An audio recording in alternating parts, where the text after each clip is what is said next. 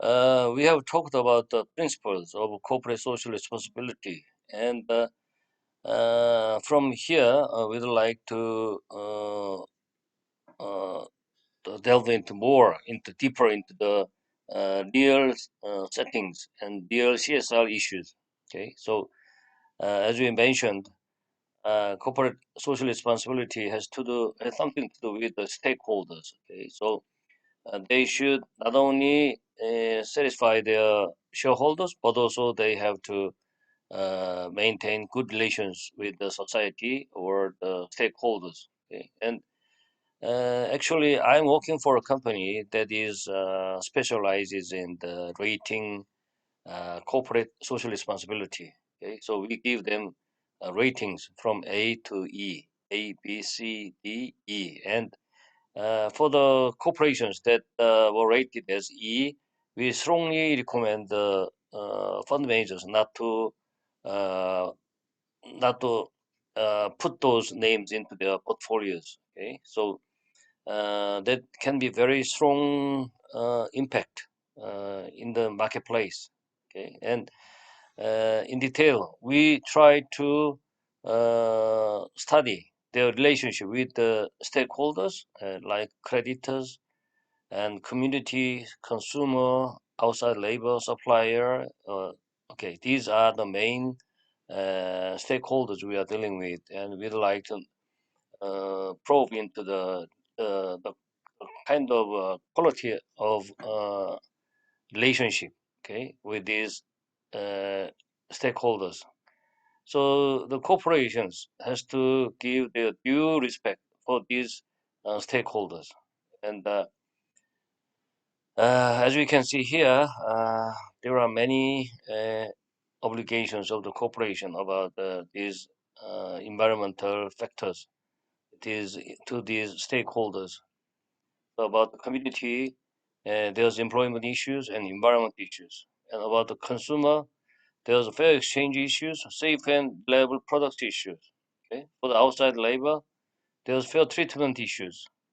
And about the supplier, outside supplier, there is some prompt payment issues and acceptable profit margin issues. So these are the issues the corporate should deal with. Okay, so today we are going to cover. We are going to start from the consumer issues. Okay, so there are mainly five issues we have to deal with here, and the first thing is about the things inappropriate for sale. Okay, though we are living in a market economy and uh, we we have market and in the market there are buyers and sellers and they meet each other so that they can buy and sell the products needed for them, but some things are inappropriate for sale, so they are not discouraged to make trades. Okay, and there's product safety and liability issues. Okay, this is some kind of modern phenomenon, but it is very important in this marketplace, in the modern marketplace. And there's old concern about advertising. Okay, advertising can be the main source of fraud. Okay, and cheating and deception. And fourth, there's a sales and negotiation issues. Okay, uh, to sell in order to sell and to make money, you are not supposed to tell lies, okay, to your customers. And not only you should not tell lies, but also you should give them good information, okay. And about the pricing, this is very old issues in the consumer uh, relations relations. So we are going to cover from Uh, issue one, things inappropriate for sale. Okay. So there are things that is discouraged for transactions. Okay. For example, there are sexual service, surrogacy service, and human organs. Okay. They are actually being traded in the market, but they should be discouraged, okay, for sales. And first of all, let's look at the sexual services. Markets in commodities like sex and kidneys will lead to the exploitation of vulnerable people. So, if this market exists, the poor people and the weak people, so socially weak people, cannot but give their organs, okay, for some sale, uh, for money, okay. But on the other hand, there's some counter question. And selling a particular thing for money is culturally contingent. In some culture, it is accepted, but in some cultures, it is prohibited. Okay? So this can be some kind of culturally contingent activities or ethics. Okay, there are some questions still remains about these things. And secondly, markets in surrogacy service. This expresses the attitude that women are mere vessels for the incubation of children. Okay, so women are being abused. Okay, women are being abused in this situation. Okay, so this is uh, against the the rule. Okay, and markets in kidneys suggest that human life can be bought and sold. Okay, kidney is very important organ for a human being, and if someone can sell his organ, it is the same as selling the life, the part of life to other people. But there's also counter question about this this rule. Then what about people? Okay, the people then should die waiting for a donated kidney. If there's no donated kidney, what the patient should do? Okay, in such a case, they can buy okay somebody's kidney, and this can be the life or death problem for the patient. So I don't think there's a hard and fast rule for this kind of issues. Okay, so there's some there's some room for discussion. And secondly, product safety and liability. So this deals with the product to unsafe for the sales. Okay, so some of the things are very dangerous. Okay? Though they are being traded between responsible partners. Some things that firms may wish to sell and that people may wish to buy. So there are buyers and sellers in the market, but pose a significant risk of harm to the user and others. We can think of many of these kind of products. Okay, but this question is often answered by government agencies. In some cases, these standards are mandatory, like medicines and medical devices. In other cases, they are voluntary, like trampolines and tents. Okay, so it depends. Okay, and but there's an issue: who should pay for harms that product cause? Okay, for this there are many views, many developed views from the past. Okay, so there's a contract view. Contract view says that the manufacturer's duty is to accurately disclose all risks associated with the product. So there's the issues of disclosure. Okay, that is contract view. And due care view. There's due care view that says the manufacturers should exercise due care to prevent buyers from being injured by the product. Okay, they should give them proper information not to be hurt. Okay, by the product. So there's due care view, and there's a social cost view.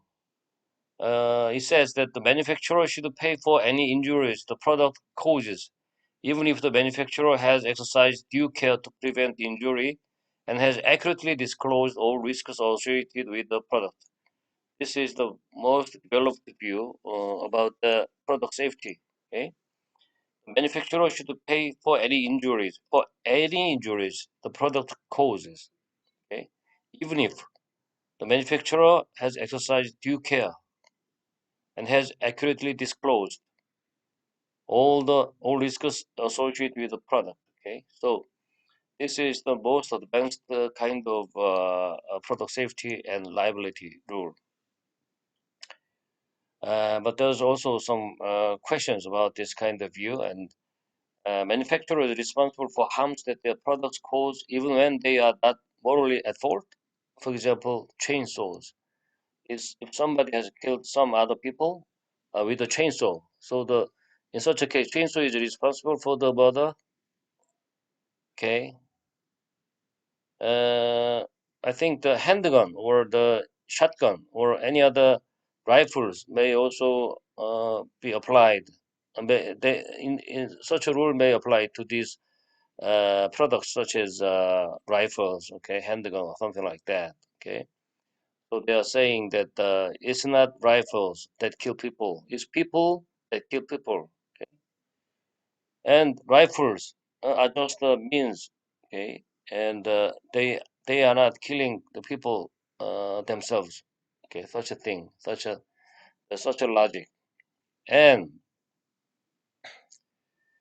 and thirdly, there's advertising issue as a consumer issues. Okay, so advertisement includes two information, two components. Okay, one is informational contents, and the other is a persuasive component. Okay, so both of these components can be subject to ethical evaluation. Okay, so you are advertising some product, okay, based on some kind of information or some kind of based on some kind of persuasion. Okay, so let's look at first informational component. Okay, there are two sides to the informational component. There's a positive value and negative value. Positive value, let's look at the positive value of informational component. So consumers have to understand the features of the product for sale. Okay, when they buy something, they should understand the features of the product. While this condition will never be fully met in reality, advertising can help to ensure that it is met to a greater degree. So through advertisement, the consumers can have some information, okay, about the product, the features of the product, okay, and another value that can be promoted through advertising is autonomy. Okay, people have certain needs and desires, such as to eat healthy food or to drive a safe car, which their choices are as consumers help them to satisfy. Their choices are more likely to satisfy their needs and desires if they have information about what is for sale, which advertising can provide. So advertisement can improve the of the autonomy of the consumers. Okay, it contributes to uh, the fulfilling uh, the promotion of the autonomy of the consumers. And there's negative value as well of informational component. So we are saying that it is wrong. Uh, so as the negative side of informational component, there are two factors such as deceptive advertising gimmicks and false or unverifiable claims gimmicks. Okay, in the 1980s, Beechner advertised as 100% apple juice. Okay, a drink that contained no juice of any kind. But in fact, there was no juice. Okay, and this is 100% fake uh, information or advertisement. It is the same as the fraud, some kind of fraud. And Kantian claims that deceiving others is disrespectful to them, or use of them as a mere means. So I have already emphasized the Kantian claim. I have told you two claims. Okay, one of them is uh, do not use people as a mere means. Okay, do not use the human as a mere means. So deceptive advertising to harms to consumers. Okay, because they are purchasing suboptimal products. Okay, given their desires and competitors, other competitors. because they lose out on sales because of the cheating people, because of the deceptive advertisement. And it, as a from the societal point, it erodes trust. When people do not trust each other, they will either not engage in economic transactions or engage in them only with costly legal protections. That's the cost, the kind of cost uh, uh, that rises in the society without some trust. If they don't have trust, there will be less transactions. Okay, and when the transaction cost will be very high because this lack of trust. Okay, this is a This is the side effects of deceptive advertising, and there is also unverifiable claims. So there are such slogans as "Between love and madness lies obsession" is a Calvin Klein slogan, or Gillette, "The best a man can get." Okay, so this is very unverifiable claims. Okay, though they may not be false claims, and approximately believe Gillette's claim that its products are the best help man can get and purchase them on that basis. But if we apply these rules to all products, then there may be some problems in the field of advertisement. Okay, so there's reasonable person standard rule. Okay, advertisements are deemed deceptive when a reasonable person, not any person at all, is deceived. So this reasonable person is very important concept here. Okay, this makes deception in advertising a matter of results in consumers, not intentions in advertisers. Okay, so there's a reasonable person standard, and there are we have already familiar with the informational component of advertisement, and here is persuasive component of advertisement. Okay, for this under this category, there are many discussions, and one thing very important, very famous is dependence effect. Galbraith, the American economist, very famous economist, an early critic, thinks that advertising in general does not inform people how to acquire what they want, but instead gives them new wants. Okay, this is very shocking statement. He calls this the dependence effect. Our desires depend on what is produced, not vice versa. Okay, because uh, in Korea, it means 견물생심. So if we see something, if we see some product, then our demand will arise. Okay, not vice versa. Moreover, since we are inundated with advertising for consumer goods, we want too many of those goods and not enough public goods. Okay, so he is pointing out the problems of advertisement in the modern capitalist society. Okay, and there's manipulative advertising. So if persuasive techniques, okay, if it is developed too much, it can cross the line into manipulation. Okay, manipulative advertising can be understood as advertising that attempts to persuade the consumers, often using non-rational means to make rational or sub-optimal choices given their own needs and desires. Yes, what's important is non-rational means. Okay, uh, so they have already developed so many manipulative advertising techniques, and they are being used widely, I think, in the industrial field. And there's many problems arising from this kind of manipulative advertising gimmicks. Okay,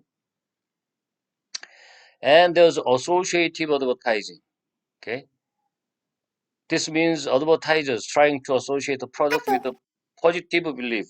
Okay, uh, feeling, attitude, or activity, which usually has little to do with the product itself. In the United States, television commercials if you there's trucks in the U.S. associated with the manliness. Okay, if you drive a truck, you are you are a man. If you are a man, you should drive the trucks. Okay, and this suggests that if you are a certain sort of person, manly one, okay, then you will have a certain sort of product truck. So this is associating a product with some positive belief, feeling, and attitude. Okay, so and commercials. There's commercials for body fragrances. In this case, they associate these products with sex between beautiful people. Okay, so in the subconscious mind, they are forced to think that if they buy these body fragrances, they can have some kind of good relation with the beautiful people. Okay, so in these ways, uh, associative advertising creates desires in people by circumventing the faculty of conscious choice, and so doing subverts their autonomy. Okay, this is why it is wrong. Especially as children are susceptible this kind of associative advertising. Okay, so children as children do not have the capacity for making wise consumer choices. Uh, the advertisement directed at children constitutes a form of objectionable exploitation. This is often leading to exploitation of the children. Other populations who may be similarly vulnerable are the senile, the ignorant, and the bereaved.